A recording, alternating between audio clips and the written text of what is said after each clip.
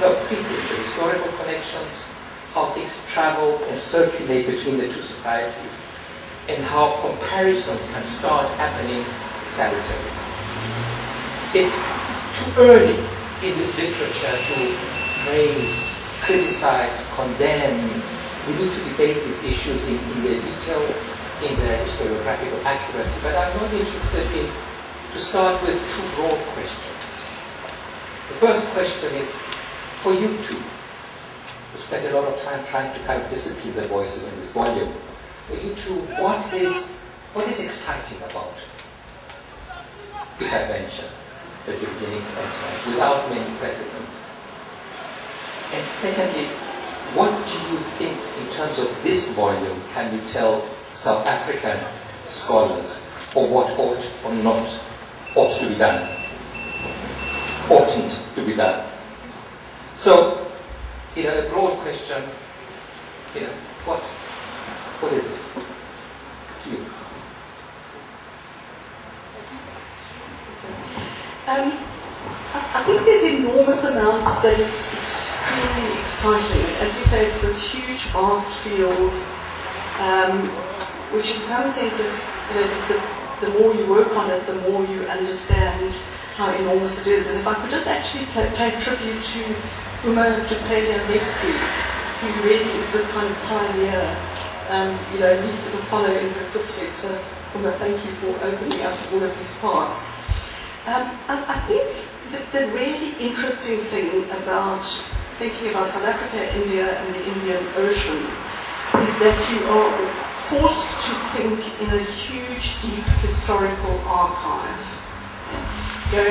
Because the transoceanic trade networks on the Indian Ocean are the oldest. So you cannot think simply in a model, in an anti-colonial or third world discourse, because that is a discourse that is a post-independence revision, and that's extremely important, and that's played a hugely important intellectual role. But I think increasingly it's being outstripped by the world. So we face the situation where suddenly the global south is a powerful factor in the fabric of the global imagination. But we actually have very poor or few ways of thinking about the global south beyond an old third worldist model.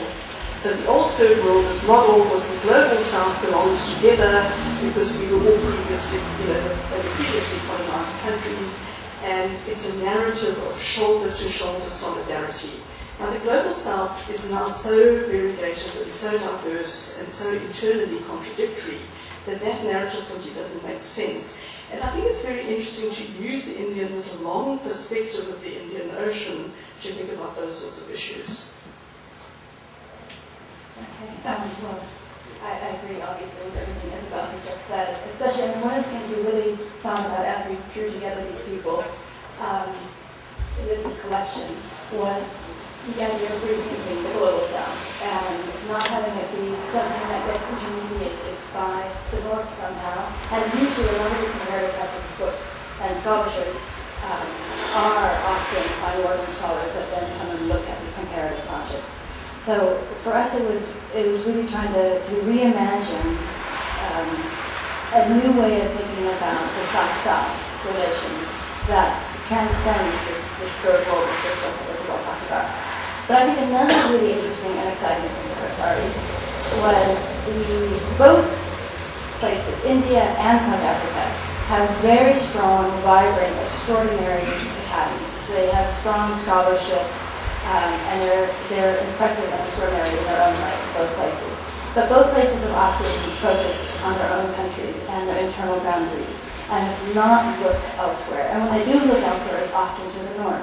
So for us, it was really exciting to look to scholars who are transcending these boundaries and trying to look beyond their own local boundaries and looking to other southern countries. And so the volume also, for us, I think is exciting in that it's the South, in two countries of the South, with extraordinarily strong scholarship in their own right, but somewhat parochial in their boundaries, that have now trying to transcend and look to each other. So we have mostly scholars from South Africa and India in this book. You can tell from my accent, I'm actually from California, but I live here now. And the other thing for us that was very exciting is its interdisciplinarity. So it's, as we said, it's the historical connections, the circulations, and the socio-political comparisons. And this reflects mine and Isabel's own backgrounds. And to bring these scholars together who are looking at different types of questions, but all around South Africa and their commonalities and differences, I think for us it was really a very exciting intellectual experience. So in terms of pointing to an audience this time of the day, what are the important cultural circulations that you identify here? What would they be? What would they be, and what is the importance of them? The book's divided into two sections. The first is called Historical Connections.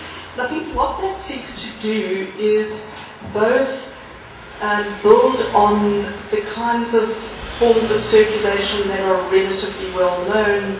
You know, for example, Gandhi, the background of indentured labour, those sorts of narratives that are, you know, people have some knowledge, and to extend this into domains that are less known, so to enrich and help us get a more textured and complicated and dense sense of the kinds of interactions that have happened.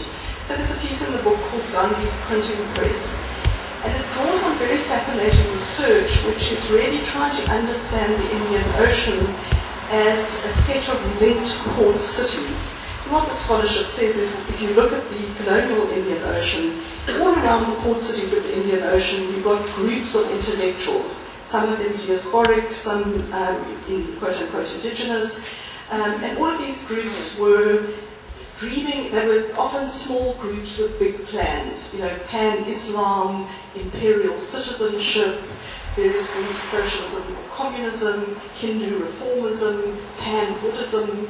And so there's a lot of interesting work that asks us to think about the Indian Ocean as the site of a series of universalisms. So people thinking about big projects in which, you know, to which many people can belong.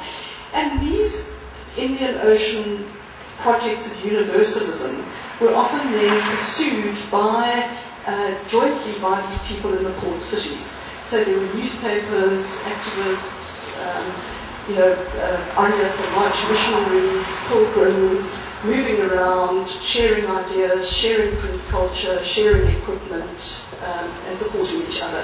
So the Indian Ocean in some ways becomes a kind of quoting circle. So it functions in some senses then as a public sphere. So I think that's one really important thing.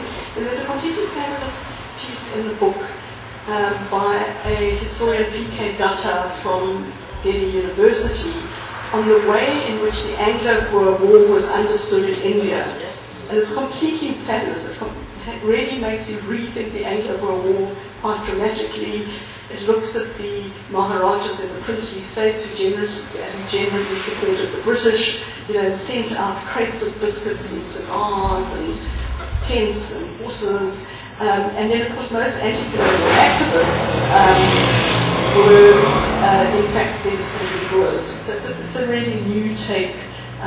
There's a wonderful piece also in the book on Lascars, who black or South Asian sailors, which also gives you a very interesting sense of the whole Indian Ocean world and the ships moving around it.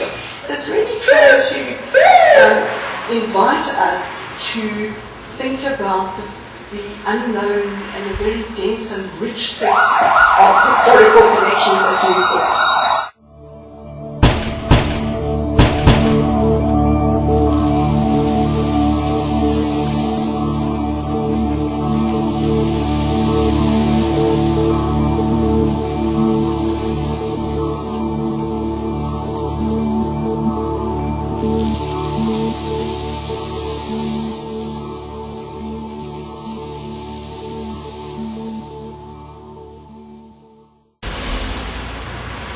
And on the aesthetic front, circulations that need to be researched and or ought to be researched, because for any profound